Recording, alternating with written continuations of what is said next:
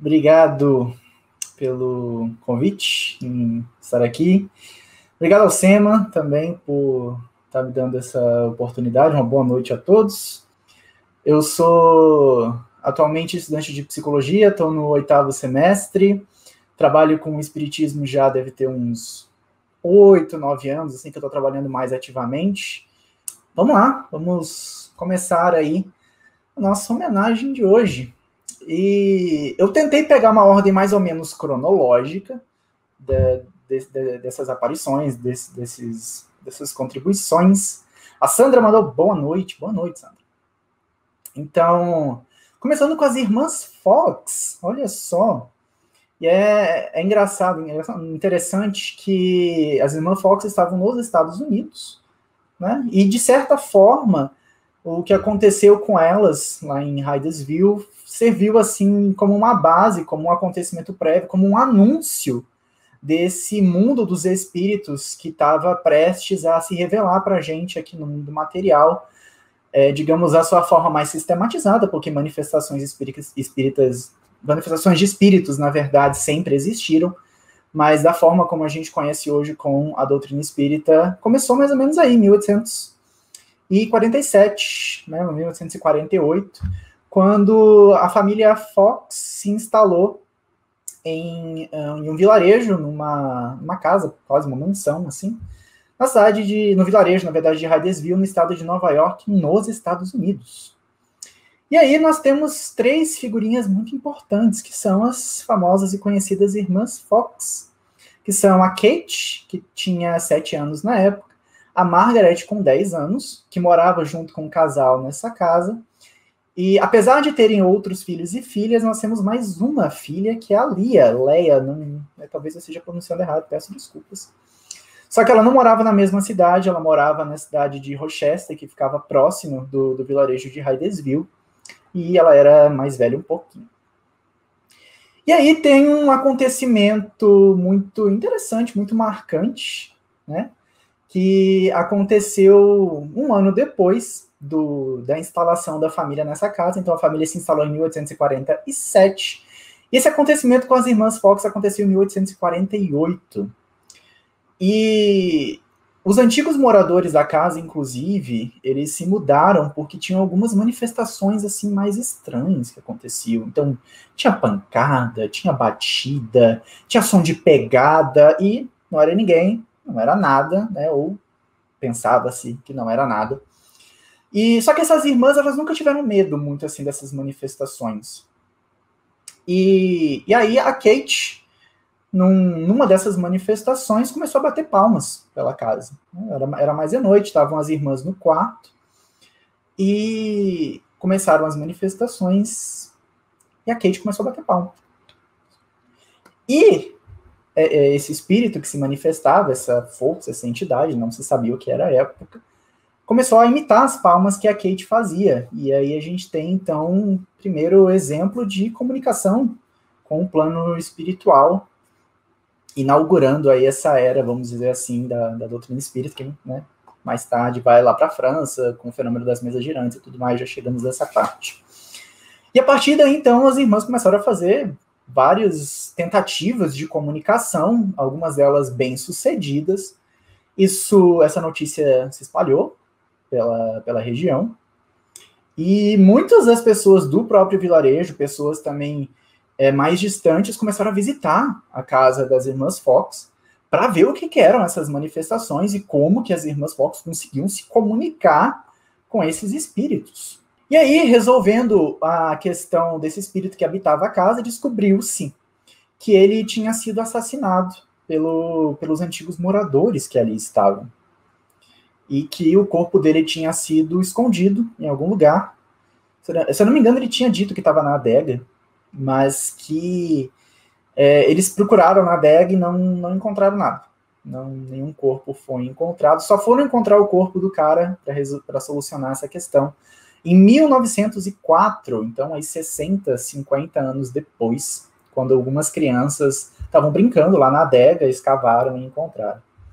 Mas aí, então, essas irmãs, depois desse sucesso, né, todo, elas abraçaram essa questão da mediunidade e foram para outras cidades, fizeram aí alguns tours, e, enfim, uma das questões só que não foi muito legal é que elas cobravam muitas vezes para demonstrar a mediunidade delas, e talvez isso tenha prejudicado elas um pouquinho no plano espiritual. Mas, tirando isso, esse foi o caso das Irmãs Fox, que é, de fato, quando a gente fala da história da doutrina espírita, acho que a primeira referência que a gente tem das manifestações e como que a gente... Me fugiu a palavra agora. Mas, enfim, das manifestações espíritas e dessa história aí que a gente tem de ser algo de outro mundo que talvez seja inteligente, que a gente pode tentar interagir. Então, saindo dos Estados Unidos agora, vamos lá para a Europa, vamos lá para a França, falar de uma pessoa que teve crucial importância para a codificação da doutrina espírita, e é ninguém menos do que Amélie Gabrielle Boudet, ou mais conhecida como a senhora Allan Kardec, que foi a esposa do nosso querido codificador. E Amélie nasceu no dia 23 de novembro de 1795, em Paris. E assim como Allan Kardec, ela foi professora, também seguindo a linha de Pestalozzi, que foi o grande mentor de Allan Kardec quando a gente fala dessa questão da pedagogia mesmo. Então, Kardec, de certa forma, tinha sua fama, na época que ele era ainda o Hippolyte e tudo, e a Amélie o acompanhava de certa forma, então eles já se conheciam há algum tempo nessa questão de lecionar, de seguir essa linha da pedagogia do Pestalozzi. E a Amélie também era uma artista plástica, olha só, né? A pessoa era incrivelmente versátil. Ela se casou com o nosso querido codificador no ano de 1832. E ela colaborou, assim, de maneira permanente, ficando ao lado do seu marido em todo o processo da codificação, e até antes dele, quando, por exemplo, um instituto onde os dois lecionavam, ele foi fechado, a Amélie rapidamente preparou um ambiente em casa, por exemplo, para lecionar, para poder ajudar o marido no sustento da casa, das despesas e, enfim, de demais circunstâncias que precisavam. E desde que teve aquela primeira reunião na casa da senhorita Plana Maison, a gente vai falar dela também já já, a Amélie esteve do seu lado e o apoiou durante todo o processo. Então, tanto da questão da codificação, quanto da difusão da doutrina espírita. Era, inclusive, a própria Amélie que ficava responsável. Isso foi até a Vitória que comentou, e aí eu fui atrás e acrescentei. Era a própria Amélie que ficava responsável por responder muitas das correspondências, por exemplo. Porque chegou um momento em que eram muitas as correspondências, Kardec não estava dando conta sozinho de fazer esse processo, e era ela responsável por dar esse feedback, por receber, por saber das informações que chegavam dos outros lugares, da onde chegavam e tudo mais. A autoridade que ela tinha, vamos colocar assim, a autoridade, né, que ela tinha no assunto da doutrina espírita, por acompanhar o marido em diversas viagens, então, por saber das reuniões, por ser realmente dedicada, por estar do lado de Kardec, por ter auxiliado, por ser, assim, esse pilar na vida dele, por ter tido esse papel enorme, gigantesco na codificação da doutrina espírita. Dado o falecimento do próprio Allan Kardec, acho que eu tenho a data, em 1869, a Amélie, ela ficou responsável por todos os encargos, por todos os processos de continuar os estudos da doutrina espírita. E, enfim, então, me corrijam aí se eu estiver enganado. Inclusive, ela foi a responsável por organizar, editar e publicar obras póstumas, ainda que esteja no nome de Allan Kardec, mas foi ela aí que foi o pilar, a pessoa assim que incitou para que esse livro fosse publicado com as informações que ele tem, digamos aí, um pouco dos bastidores de como se deu a codificação da doutrina espírita e demais informações relacionadas. Então, a Amélie, ela presidia reuniões, por exemplo, da Sociedade Parisiense de Estudos, ela, né, cuidava dessa questão das correspondências, ela ajudava a preparar edições da Revista Espírita e tudo mais. Então, ela realmente foi a pessoa que englobou isso tudo. Mas no final da sua vida, ela... Revisora aí, ó, Vitória acabou de me lembrar aqui que ela também foi revisora, então, enfim, das edições dos livros, então, também tinha esse outro crivo, esse olhar mais cuidadoso. E mais no final da sua vida, ela achou eu ia usar a palavra companheiro, mas não um companheiro assim, um segundo marido, mas um amigo que se propôs a ajudá-la quando ela estava mais debilitada e não podia executar todas as tarefas mais que exigiam dela na questão da doutrina espírita. E aí esse amigo, esse companheiro teve com ela até o final da sua vida, e aí assumiu, aí ela deixou tudo preparado, e ele assumiu posteriormente esses estudos e a organização aí da Sociedade Parisiense até para seguir os estudos. E, além disso, foi graças a Amélie, nesse processo, depois da morte de Kardec, que o Espiritismo teve a sua força e se espalhou pelos outros países da Europa e alcançou o mundo, aí, até chegar no próprio Brasil. Então, ela foi aí essa mulher incrível, incrível, incrível, que sem ela, Kardec, acho que não teria feito nem um quarto de tudo que ele fez, né? Até porque Kardec se debilitou antes do tempo, né, por da sua dedicação toda, e certamente a Amélie teve um grande papel de ajudá-la nisso, o Espiritismo tivesse o sucesso que teve. Já falamos aí de duas grandes mulheres, grandes personalidades da nossa doutrina espírita, e temos aí, então, a senhorita Plena Maison, ou a senhora Plena Maison, mas, enfim, ela foi, então, uma das mulheres que recebeu em sua casa, ela recebia na casa dela, o fenômeno das mesas girantes, esse fenômeno aí das mesinhas que subiam, desciam, aí ela andava para um lado, aí andava para o outro, e aí ela batia com o pezinho no chão, e as batidas iam de 1 a 26, eu acho que são, eu acho que o francês deve usar as mesmas letras que a língua portuguesa. E aí, era uma letrinha, e formava palavras, e formavam frases, enfim. O fenômeno das mesas girantes, que ficou famosíssimo em toda a Europa, aconteciam em diversas regiões, em diversos países. Só que a senhorita Plena Maison, ela tinha uma diferença. Ela não cobrava pelas sessões que aconteciam na sua casa. Então, era muito mais difícil que esses fenômenos acontecessem por charlatanismo, por exemplo, como tinham muitas regiões, como tinham muitas casas que cobravam, né, de seus visitantes para expor esse fenômeno, e muitos deles eram fakes, eram falsos.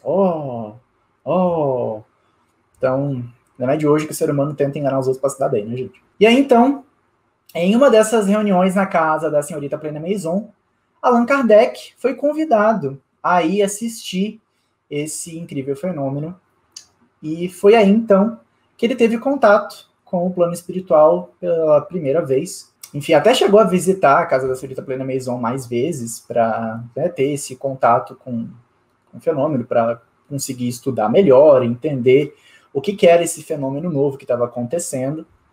E foi graças a ela, então, que o nosso codificador teve esse contato com o plano espiritual. Continuando aqui a nossa sequência de homenagens, nós temos as Irmãs Boudin, onde elas foram médiums que foram responsáveis, se eu não estou enganado, né, que eu lembro assim do filme de Kardec, pela psicografia, através da mediunidade delas, de grande parte do Livro dos Espíritos, por exemplo. Foram elas, então, Caroline e Pelage. Elas eram ali, né, adolescentes, pré-adolescentes, quase jovem adultas, né, algo nessa faixa aí, assim. E elas tinham uma mediunidade até bastante ostensiva.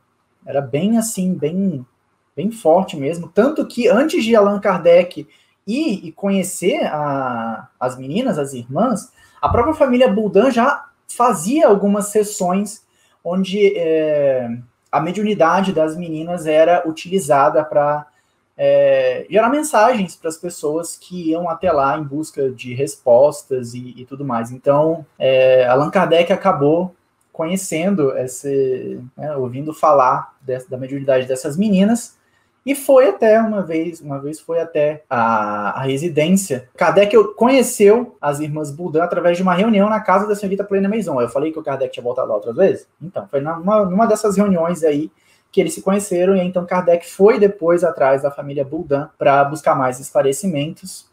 E aí, então, se não me engano, inclusive, foi ali que Kardec conversou com o espírito de verdade. Então, era na casa da senhorita Boudin, através da mediunidade dessas garotas, que Kardec mantinha a comunicação com o espírito de verdade, mas também as meninas receberam muitas comunicações, muitas mensagens, muitas respostas, enfim, informações, das quais Kardec se utilizou posteriormente para formular a primeira e segunda edições de O Livro dos Espíritos, né, que, se não me engano, foi a maior ampliação. Da primeira edição do Livro dos Espíritos para a segunda edição, teve uma ampliação de algumas poucas centenas de perguntas.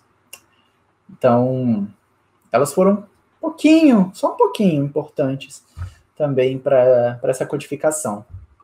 E aí, só que, infelizmente, depois da publicação de O Livro dos Espíritos, a família Boudin ficou um pouco revoltada com Kardec, né, porque Kardec não colocou o nome das médicos também na edição, na publicação. Só que também não foram só delas, ele não colocou o nome de ninguém, porque, né, teoricamente, é a obra dos espíritos. E aí, por conta disso, as meninas não contribuíram mais para a codificação espírita. E aí, isso. Continuando as nossas homenagens, nós temos a nossa queridíssima Hermance Dufault.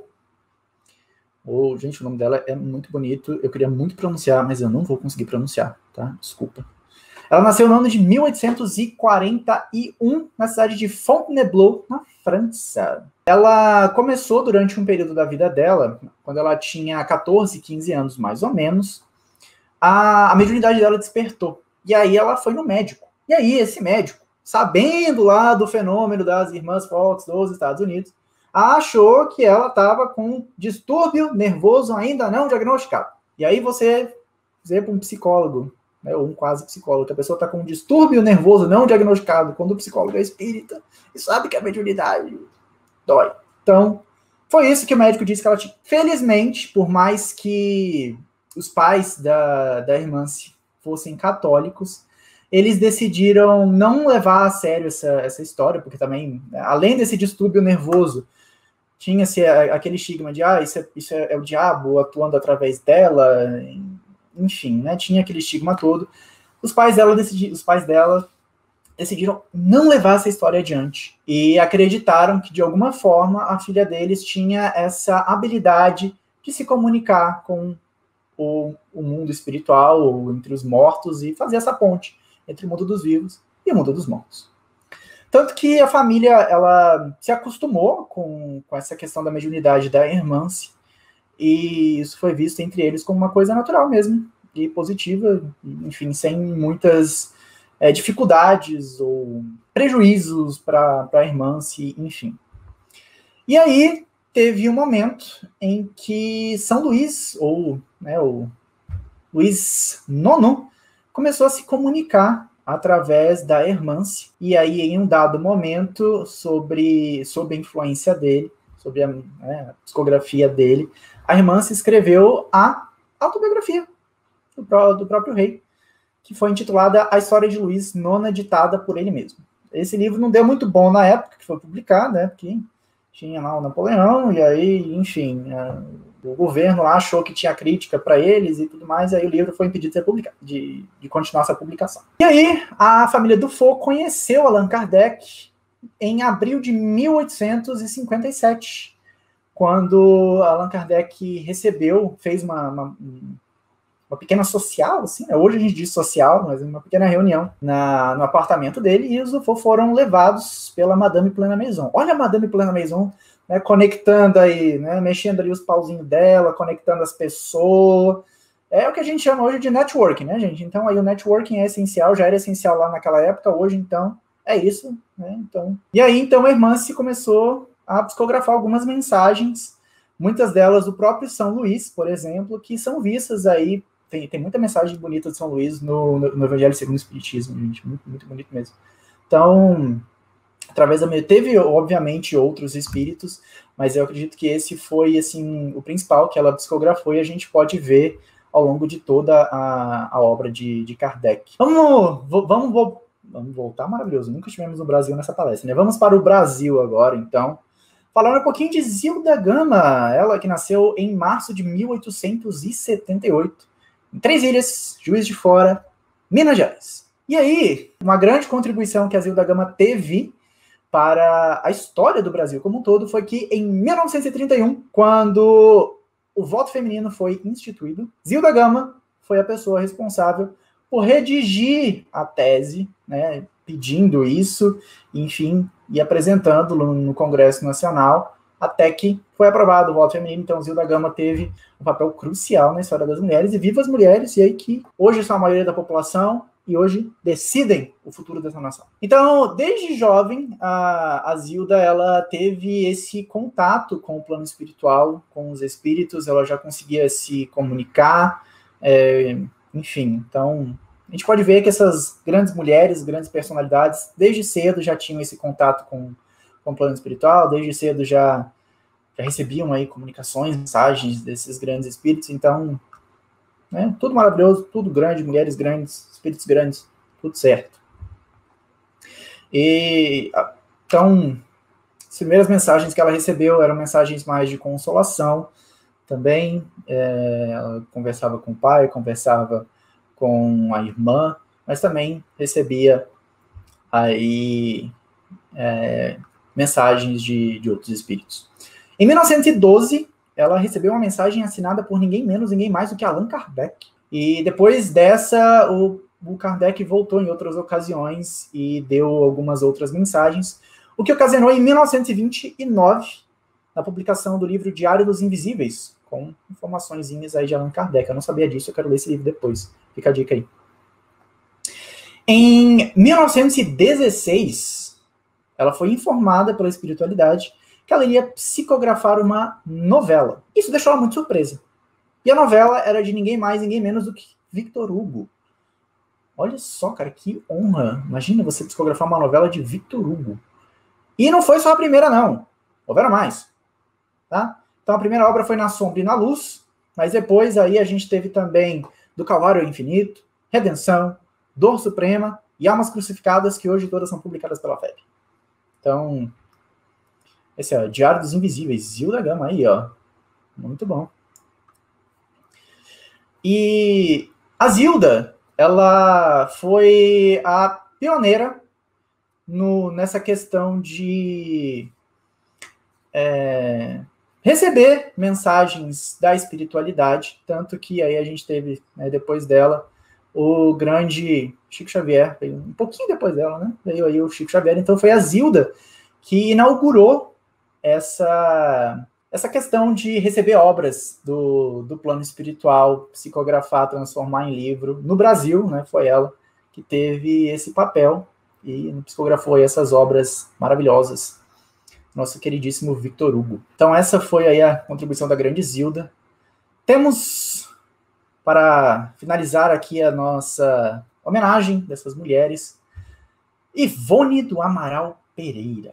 A grande Ivone. Ivone nasceu em 24 de dezembro de 1900, no Rio de Janeiro. Ela viveu em um lar mais modesto, mais humilde, e ela aprendeu desde cedo com os pais a ajudar as pessoas mais necessitadas, porque eles próprios recebiam na sua casa, muitas vezes, essas pessoas mais necessitadas, inclusive, às vezes, mendigos. Eles abrigavam até mendigos na sua própria casa. E aí, tem uma historinha, na verdade, tem duas historinhas interessantes com a Ivone, vou contar uma agora, a outra eu conto mais no final. Reza a lenda que com 29 dias de nascida, a Ivone, ela ficou num estado cataléptico, depois que ela teve uma crise de tosse. Então, ainda bebê, teve uma crise de tosse e ficou cataléptica. Cataléptica, ou catalepsia, é o estado em que o nosso corpo, ele parece que está morto, mas ele não está. Então, a gente fica como se estivesse dormindo, a nossa atividade cardíaca, ela fica bem reduzida, a nossa atividade cerebral fica bem reduzida, mas a gente não morreu. Então ela ficou assim, naquela época não se sabia disso, né? Não tinha os aparelhos, tudo pra gente saber e ter certeza. Então o médico da família deu ela como morta, e o velório, tudo foi preparado, o caixão dela foi encomendado, uma loucura. E a mãe dela não acreditava que ela tivesse morta. E aí então ela orou com fervorosidade, e instantes depois Ivone despertou desse estado cataléptico e tudo se resolveu.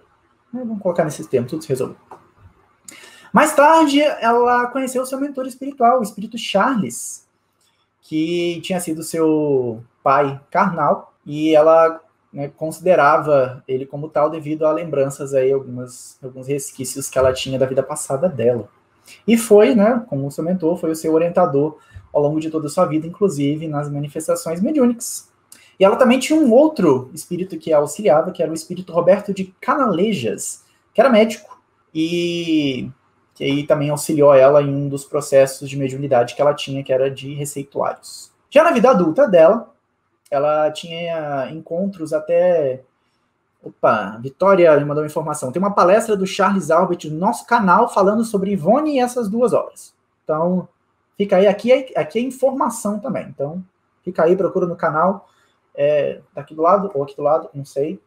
Procura aí. Ou digita aqui em cima. Então, mais tarde, na vida adulta, ela manteve contato com ninguém mais, ninguém menos do que Bezerra de Menezes, Camilo Castelo Branco e até Frederic Chopin. Falei errado, Vitória? Espero que não. Desculpa se eu falei. E, enfim, ela teve o seu primeiro contato com o espiritismo aos 8 anos de idade, e aos 12, perdão, o seu pai deu para ela de presente o Evangelho segundo o Espiritismo e o Livro dos Espíritos. E aí ela usava aí, principalmente essas duas obras ao longo de toda a sua vida.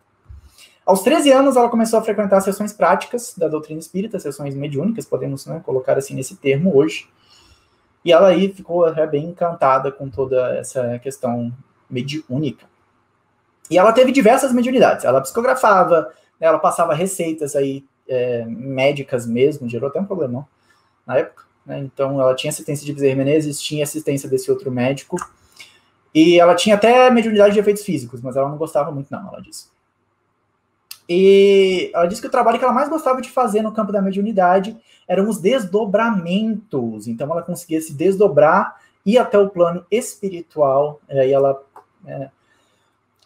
disse que ela ouvia causos de diversos espíritos, e quando voltava, ela relatava esses causos. E, além disso, ela teve um trabalho muito grande com a questão do suicídio, porque numa outra vida ela tinha cometido suicídio, então nessa vida ficou dela reparar essa questão do suicídio. Tanto que ela foi aí responsável por psicografar a obra Memórias de um Suicida. Aí chegamos à segunda historinha, que Ivone psicografou, Memórias de um Suicida, mas esse livro ficou engavetado por 8 ou 9 anos, se eu não me engano. Ficou engavetado por cerca de uma década, porque as editoras da época se recusaram a publicar esse livro. E aí, né, a gente tem aquela questão de que Deus sabe o que faz, então mais tarde o livro foi publicado, fez um grande sucesso, e hoje é referência quando a gente fala de suicídio e espiritismo. Gente, essas foram, então, grandes mulheres que contribuíram para a doutrina espírita. Temos as irmãs Fox, temos a Amélie Boudet, a senhorita Plena Maison, as irmãs Boudin, então, Amélie Boudet e irmãs Boudin, são pessoas diferentes. Irmãs Dufour, Zilda Gama e Ivone do Amaral Pereira. Temos tantas outras mulheres, mas para o tempo que a gente tinha, para o que eu consegui pesquisar, né, para o tempo que eu tinha também de preparar, essas foram as mulheres que eu escolhi homenagear.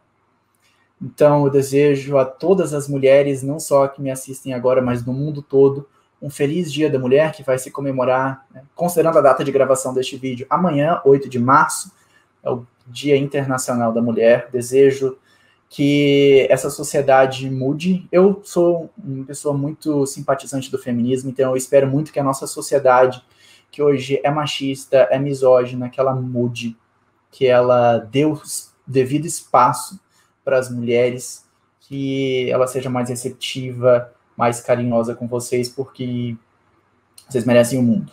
Vocês são muito importantes. Como vimos aí, não só na doutrina espírita, mas vocês são muito importantes em qualquer área da nossa vida. Era isso que eu tinha para hoje, gente. Muito obrigado.